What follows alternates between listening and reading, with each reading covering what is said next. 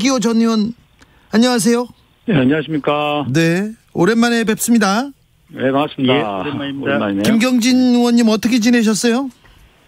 예, 그냥 방송 활동하고 네. 또 뭐 책 읽고 그렇게 차분하게 지내고 있습니다. 방송 너무 많이 나오시더라고요.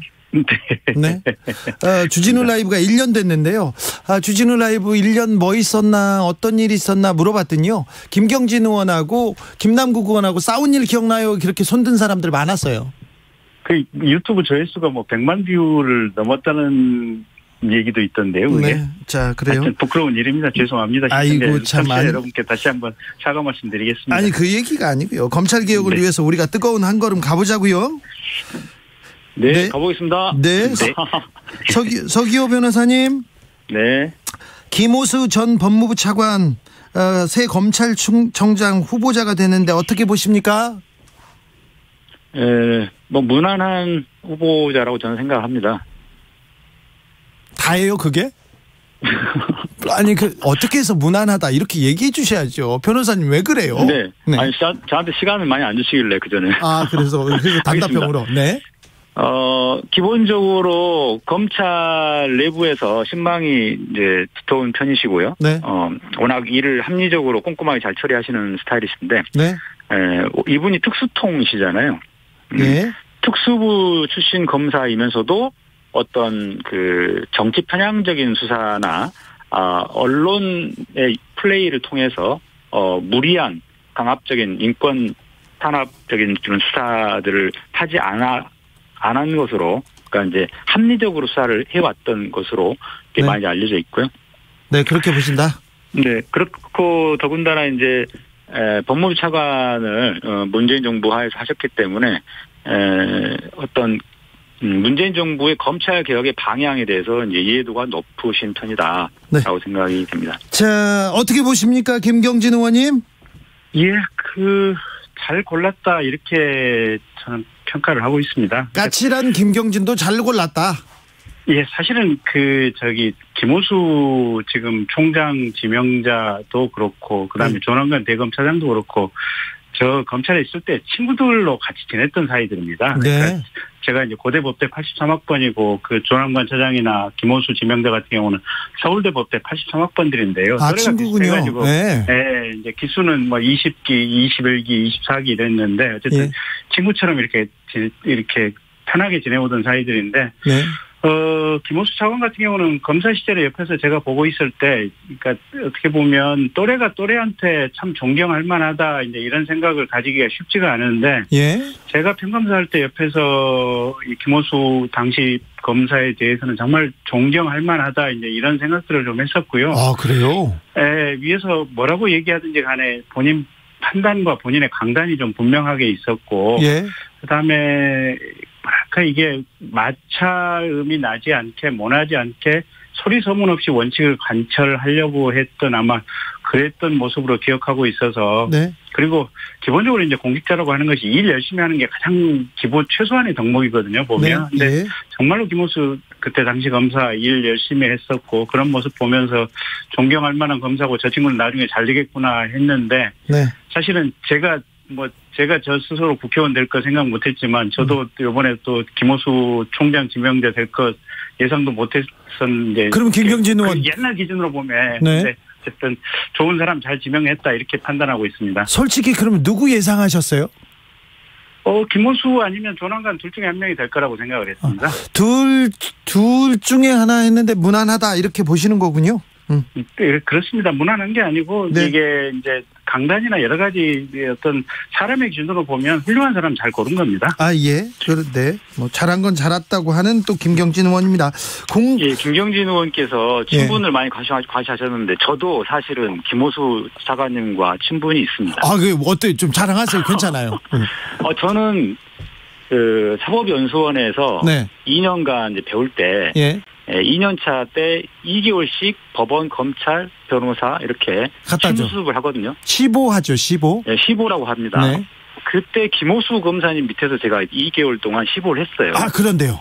네, 그러니까 옆에서 저는 지켜봤죠. 그래서 근데 그 당시에 특수부 검사이셨고요. 네. 남부지검에서. 그래서 남부지검에서 검사 시보를 하고 판사를 선택했네. 김오수가 잘못했나요?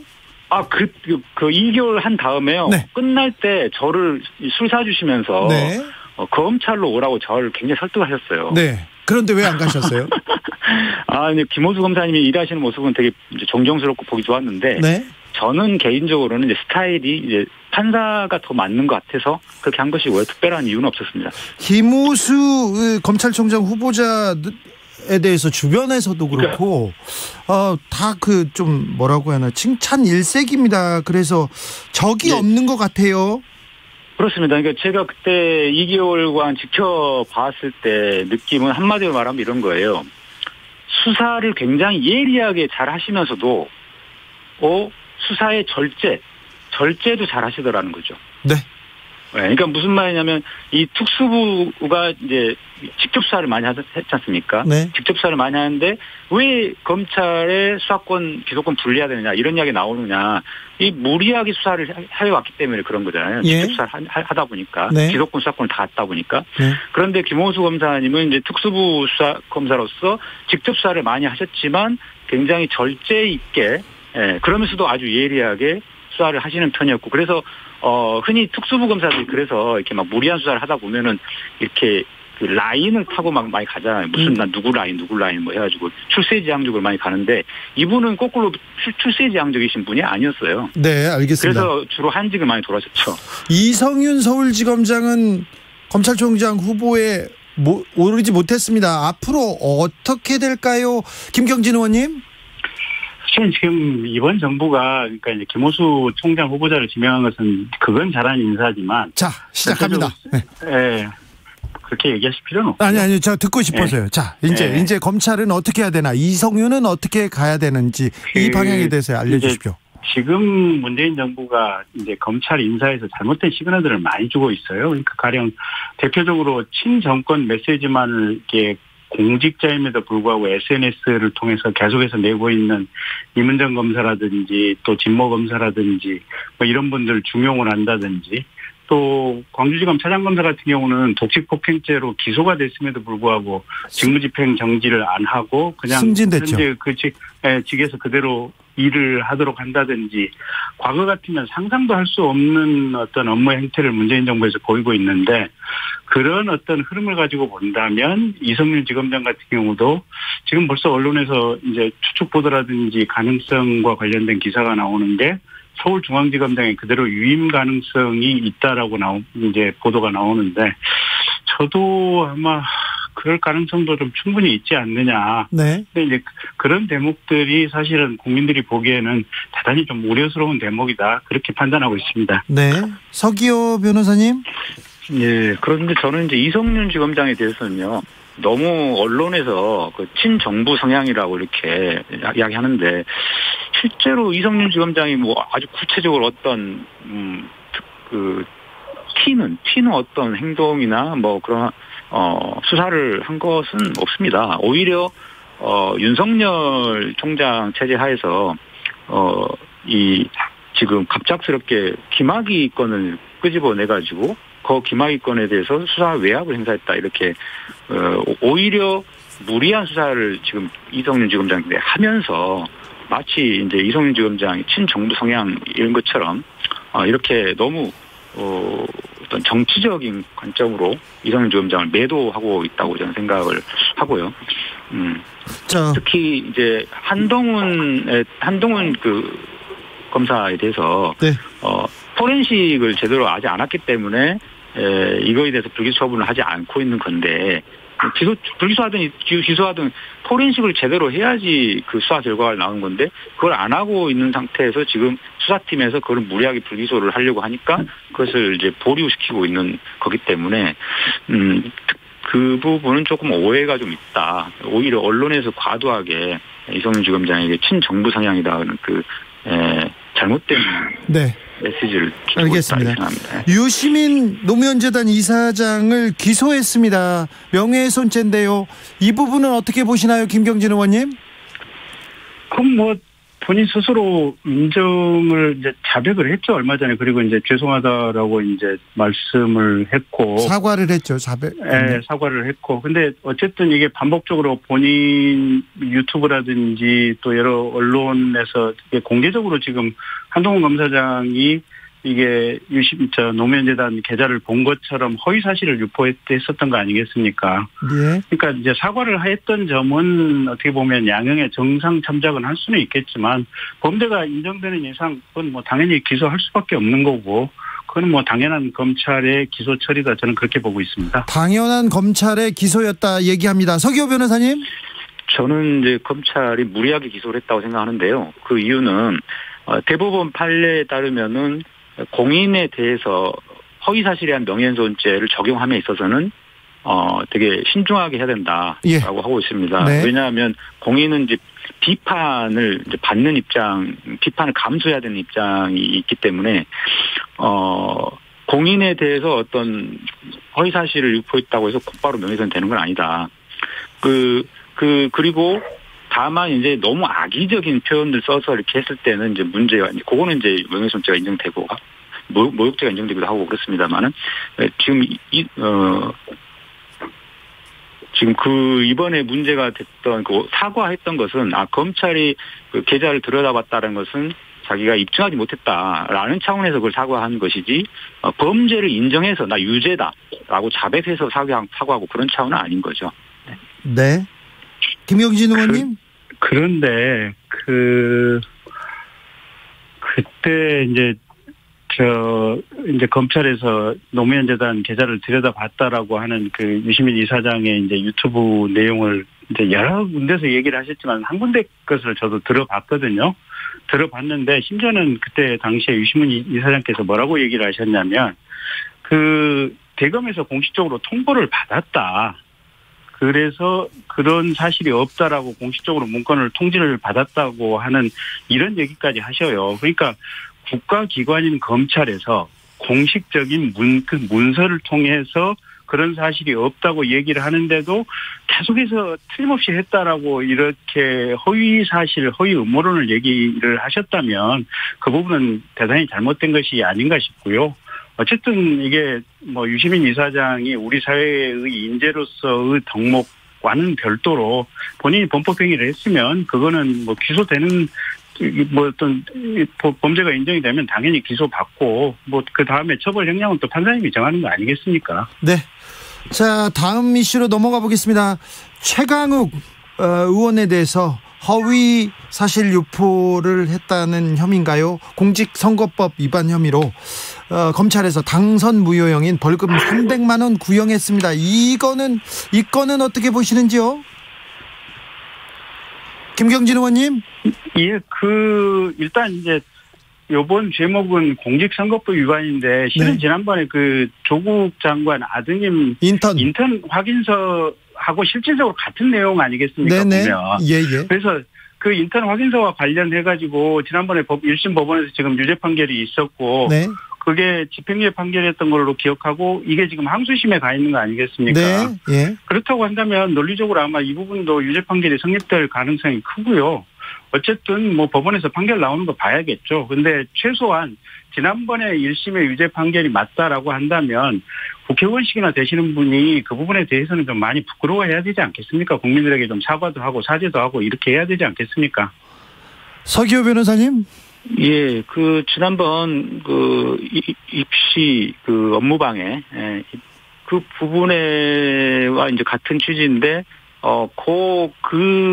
그 전에 이제 집행유예 판결하셨던 분의 판결문을 제가 봤는데요. 네. 거기에 결정적인 여러 가지 문제들이 있습니다만 그 중에서 가장 결정적인 문제는 그 당시에 입시 면접에 참여했던 교수님들이 한 6분이서 다 수사기관에서 진술을 했는데 그 확인서는 특별히 중요한 확인서가 아니어서 왜냐하면 조국 장관님의 아들이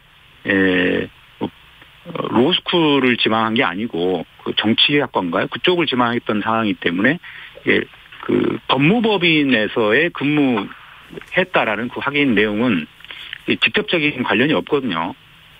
그 전공과. 예. 그렇기 때문에 크게 중요하게 보지 않았다. 이렇게 진술했습니다. 6분이 다 그렇게 진술하고 나왔는데 그런 내용들을 판결문에다가 다 판사님이 써놓고는 그럼에도 불구하고 이게 영향을 미쳤다라고 판단을 해버렸어요. 그 면접을 담당했던 교수님들이 직접 그 영향을 미치지 않았다고 이야기했는데 판사는 그걸 영향을 어느 정도는 미쳤겠지 전혀 안 미쳤다고 할 수는 없지 않느냐 이렇게 판단한 것은 결정적인 저는 판결문에 논리적 비약이 있고 오류가 있다 네. 생각하고 이 부분이 이번 허위사실 선거법 부분 예. 이 재판을 하시는 판사님이 다른 분인지 제가 그건 확실히 모르겠는데 다른 분이라면은 다른 좀 제대로 된 판결이 나오기를 좀 기대하고 있습니다. 자, 재판 결과가 어떻게 나올지 좀 지켜보겠습니다. 5565님께서 검찰 개혁한다면서 중대범죄수사처를 만든다더니 윤석열 총장 그만두니까 흐지부지하네요. 중수청은 윤 총장 대응팀입니까? 이렇게 물어봅니다. 서기호 변호사님, 검찰 개혁에 대해서는 지금 어떻게 가고 있는 것 같습니까? 어디로 가고 있는 것 같습니까? 예, 기본적으로는 이제 수사권, 기소권 분리를 해야 되는데 이제 문제는 이번 보궐선거에서 민주당이 이제 패배하다 보니까 아무래도 그 어떤 개혁 입법의 동력이 좀 떨어진 건 사실인 것 같습니다. 하지만 이제 그 근본적인 방향은 이제 유지를 하는 것으로 알고 있고 또 민주당 내부의 의원들도 다 이제 그 점에서 같으나 시기와 절차와 방법 이런 부분에서는 약간씩 이견은 좀 있는 것 같고 아무래도 선거가 영향을 좀 미쳤다고 보이겠죠. 네. 검찰 개혁 어디로 어떻게 가야 된다고 보십니까, 김경진 의원님? 일단 지금 최근에 공수처 이제 상황을 보시면 네. 공수처가 과연 연말까지 대한민국의 국회의원이나 장관이나 이 고위공직자들의 비리를 4건이나 수사를 해서 처리를 할 수 있을까요? 수사를 한 건이라도 할 수 있을지 지금 모르겠어요. 지금 출범 100일을 맞았는데 어떻게 되는지도 모르겠어요. 제가 지난번에 한 6개월 전에 이 주진우 라이브 가서 매번 했던 얘기가 그 얘기 아니겠습니까? 네. 공수처 출범한다고 하지만 지금은 경찰도 그렇고 검찰도 그렇고 또 신설하는 공수처도 막 그렇고 변호사들 2-3명씩 옆자리에 앉아가지고 함께 조사를 받는데 수사라고 하는 환경이 쉽지가 않고 정말 어려운 환경으로 들어왔고 또 수사의 노하우나 기법, 증거 분석 능력 이런 것들이 기관이 생긴다고 해서 하루아침에 생기는 건 아니다. 이건 최소한 5년에서 10년 이상 이 기관 자체가 성숙해져야만 수사의 능력과 노하우가 생기고 지금 문재인 정부나 민주당 정부가 하는 것처럼 검찰 이렇게 이리 찢고 저리 찢어서 새로운 수사기관을 만든다고 하지만 이게 국가 전체의 사정 능력, 부패 대응 능력만 떨어뜨릴 뿐이다라고 제가 누차 말씀드렸는데요. 그 말이 차츰 맞아가는 것을 이제 조금씩 아마 보실 겁니다. 그래서 이 중대범죄수사청이라고 하는 것도 제발 좀 공수처 이 어느 정도 안착해 가는 것을 좀 보시고 지금 현재 공수처가 이제 수사 능력을 좀 제대로 발휘할 수 있도록 키운 다음에 뭘 생각하든지 말든지 해야 되는 문제고 저는 생각할 필요도 없고 그냥 지금 검찰에게 어떻게 보면 수사를 계속해서 맡기는 게 맞다고 생각은 하지만 어쨌든 최소한 그런 어떤 흐름과 방식을 가지고 개혁을 추진해야 되는 것이지 본인들이 이 검찰 밉다고 해서 그냥 이리 찍고 저리 찍고 하는 것은 국가를 망치는 길이다. 지금 이렇게 보고 있고요. 또 최근에 검경 수사권 조정과 관련해서도 얘기 들어보면 이제 변호사들 이렇게 만나서 얘기를 들어보면 피해를 입고 경찰에 고소를 해놔도 사건이 3개월이고 5개월이고 6개월이고 아무런 진척도 없이 그냥 쌓여만 있다고 합니다. 네. 그러면 이게 검찰에 이의하면 그냥 또 그게 경찰로 가서 그대로 가 있다는 거예요, 보면. 그러니까 아무런 사건 해결도 안 되고 그냥 뒤죽박죽 제도가 이렇게 된 상태로 지금 개혁이라고 하는 것이 와 있는 거예요, 보면. 그래서 지금 김호수 총장 후보자 같은 경우도 총장이 된 이후에는 사실은 지금 개혁이라고 해서 한 제도가 어떻게 보면 최적의 효율을 잡을 수 있도록 이제 수사기관 간의 문화, 협력관계 이런 것들을 만들어내야 될 책무가 있어요, 보면. 그러니까 더 이상 제발 개혁 이렇게 하지 마시고 새로운 변화를 줬으면 이제는 이걸 안착시키고 이 시스템이 어느 정도 정상 가동될 때까지 우리가 옆에서 도와주고 이게 북돋을 줘야 된다 이런 생각을 가지고 해야 된다고 얘기를 하고 있고요. 예. 무슨 중대범죄수사청 이거는 제발 좀 멈추고 차분히 좀 한 10년 정도 지금 상황을 좀 지켜보자. 이렇게 말씀드리고 싶습니다. 서기호 변호사님. 제가 좀 간략하게 보완을 좀 하겠습니다. 첫 번째로 공수처에 대해서는 기본적으로 저도 이제 3년 최소 이상은 걸려야 이게 안착이 될 거라고 보거든요. 그래서 네. 올해 안에 뭔가 성과를 내야 된다라는 그 조급증에서 오히려 저는 탈피해야 된다고 생각합니다. 그리고 언론이나 많은 분들이 공수처에 대해 기대는 많이 하시겠지만 설령 공수처에서 1년 안에 뭔가가 나오지 않더라도 오히려 기다려주는 게 좋다. 왜냐하면 기존의 검찰이 직접 수사를 하면서 문제가 생겼던 게 바로 수사하는 내용이 곧바로 막 실시간으로 중계되듯이 언론에 알려지는 거 아니지 않습니까? 언론을 통해서 공표되는 거. 네. 이게 그 망신주기 수사로서 가장 심각한 폐해였단 말이죠. 그래서 근데 공수처장님을 비롯해서 거기 계신 분들은 그러한 그 기존의 수사 방식을 잘못된 점을 이제 지양하자라는 취지가 많이 강조되고 있는 것 같습니다. 그래서 공수처에서 어떤 수사가 이루어지고 막 이런 것들이 실시간으로 언론에 보도가 안 될 수도 있습니다. 저는 그게 오히려 바람직하다고 생각하고요. 네. 검찰의 수사는 공수처의 수사는 이 기소된 내용을 가지고 기소된 후에 그리고 유죄 판결이 나오면 유죄 판결이 선고된 그것을 가지고 공수처의 수사의 성과를 이야기를 해야 되는 것이지 수사 과정 자체 뭘로 이로 수사를 잘못하냐 이런 것들이 언론인들이야 관심 있게 취재하겠지만은 그 공수처 관계자들이나 또 국민들이 그거에 너무 과도한 기대나 이렇게 압력을 가하는 것은 바람직하지 않다고 생각을 하고 또 한 가지 중수청이라는 게 공수처가 안착되는 걸 보고 하자. 그 공수처하고 중수청은 전혀 다른 조직이기 때문에 그것을 꼭 보고 해야지 선후 관계가 그렇게 있는 것은 아니라고 생각합니다. 2584님. 병행 가능하다. 네. 2584님께서 이러면서 기초를 다져 나가야지 어느 분야든지 시행착오가 있는 겁니다. 이렇게 얘기합니다.